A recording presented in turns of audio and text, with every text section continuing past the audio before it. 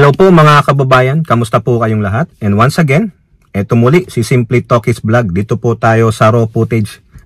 Wala nang edit, tuloy-tuloy na lang po ito, no? So nagbasa-basa na lang po tayo ng mga article, nag-research, no? Para po hindi tayo makapag-fake news. Okay, so ang ating pong pag-uusapan ay ang mga kaalyado ng Duterte ay nagsampa ng kaso sa ombudsman, no? Kanila pong nirereklamo ng graft and corruption ang Speaker of the House, si Representative Manix Dalipe, Representative Elizaldico at Representative Stella Kimbo.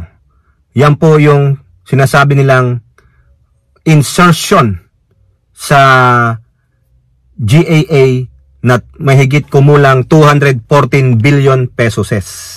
No, tinuluyan po, no, talagang grabe ang mga taong ito. Sino po ang nag-file ng kaso sa ombudsman? Nandiyan po yung aspiring senatorial candidate, si Attorney Jimmy Bondoc, si Attorney Raul Lambino, at yung Davao del Norte First Representative na si Pantaleon Alvarez, at yung magaling na abogado ng mga alleged suspect, si Attorney Yesesio Topacio, no? Talagang sila po gusto nilang panagutin ang HOR. Bakit HOR lang? Yun ang tanong natin mga kababayan. Bakit yung mga congressman lang ang sinampahan nyo ng kaso sa ombudsman? Diba? Ombudsman, mga kababayan. Sino ba ang namamahala sa ombudsman? Kampi kay Duterte. Kaya malakas ang loob ng mga ito na mag-file ng kaso sa ombudsman kasi alam nila meron silang kakampi sa ombudsman. O, diba? Bakit yun lang? HOR lang.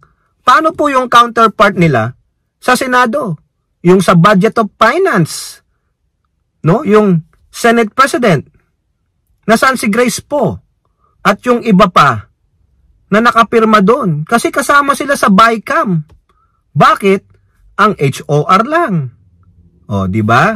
Saka mga kababayan, ganun din yung 11 prosecutors na haharap sa impeachment trial ni Pusit sa Senado ay nagnanais pong mapalabas ang bank account ni Pusit. Naku mga kababayan, tignan natin gaano karami, gaano kalaki ang pera niya sa mga bank accounts niya. Totoo ba yung sinasabi ni Trillanes, mga kababayan? Oh. At ano po ang masasabi ng mga ilang mambabatas diyan po sa ginawang sarswela ng pagkakaso sa kasamahan nilang mga congressman, lalo na kay Speaker. Itong mga Dutertes talagang gusto nilang sipatin, no, gantihan si Speaker. Kasi nga alam nila balakid si Speaker sa ambisyon ni Sara Pusit na maging presidente. No? Pero bago po tayo magpatuloy, tayo po yung magsa-shoutout sa inyong lahat, sa ating mga OFWs, mga men and women in uniform, sa mga frontliners at mga guro. May God bless our country, may God bless the Marcos administration, and protect it from the evil forces, from the likes of Dutertes, their minions, and the anti-Marcoses, and God save the Philippines from the evil Dutertes and their minions.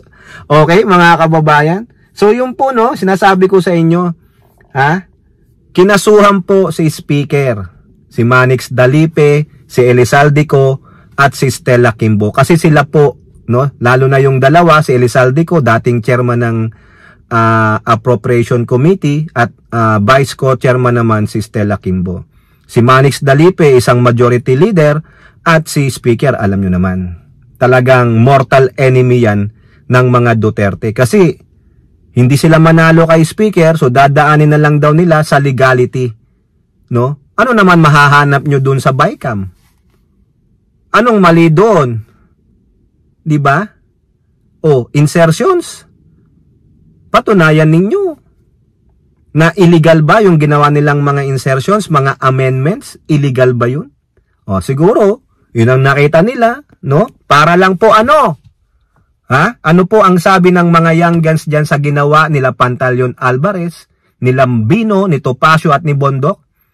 It is just a pure deflection. Deflecting the issues on the impeachment trial of Sara Duterte. They are really shielding and protecting and saving the queen ng mga Duterte. Their future president in hell.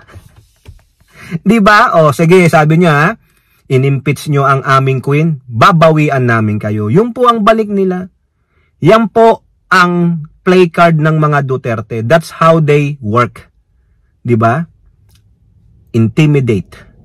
Attack. And then pag sumagot ka, they will insult and mock you. Diba? Tingnan nyo ginawa nila kay Representative Kong Sandro.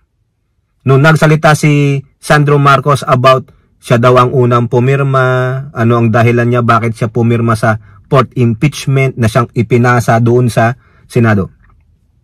Anong ginawa nung mayor na ng Davao City na si Kupal Basti Duterte? Ad hominem. Kamukha daw ni Representative Sandro Marcos, ha? Si Charis. Diba? That's an insult. It's mockery. Kasi nag-react si Kong Sandro. Ganun po ang Duterte. They will attack, intimidate you. Pag ikaw pumalag sa kanila, they will insult and mock you. No? Sisirain ang pagkatao mo. O akala mo naman sila, napakalinis, napakagagandang tao, napakabait, weh. Di po ba? So yan. Sabi pa nga ni Ortega, panakip butas. Panakip butas ang ginawa nila Pantaleon Alvarez. Pero karapatan po nila yun eh. Diba? Pero tama si Alvarez saka si Kong Hun. Panakip butas, deflection lang.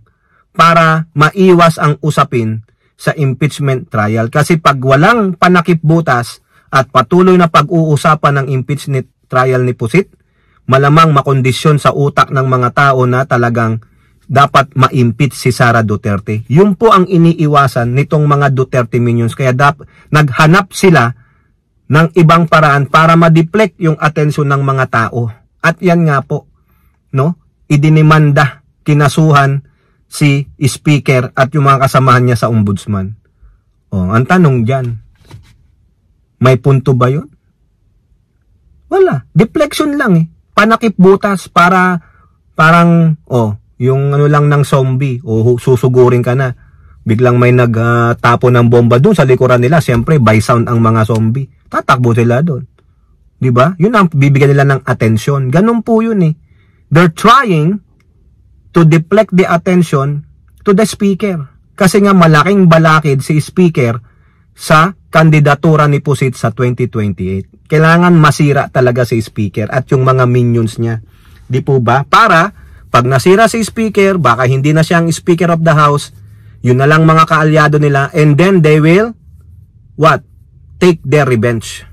Impeach the sitting president, si Pangulong Bongbong Marcos. Ganun po yan, mga kababayan, no? Ano pa ang sabi dito ni Manix Dalipe? Ha? Para dyan po, sabi niya, defending the approval of the 2025 national budget, dismissing allegations against him and other House leaders as politically motivated attacks aimed at discrediting Congress. Ito sabi niya, passing the national budget is not a crime.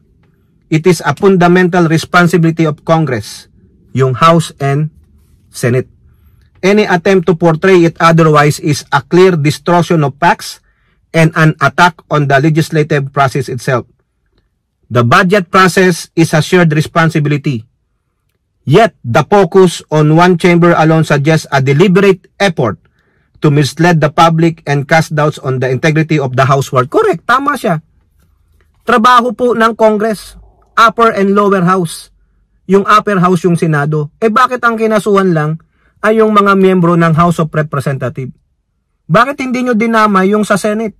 Tulad na sinasabi natin kanina, Pantaleon Alvarez, Topacio, Bondoc at Lambino.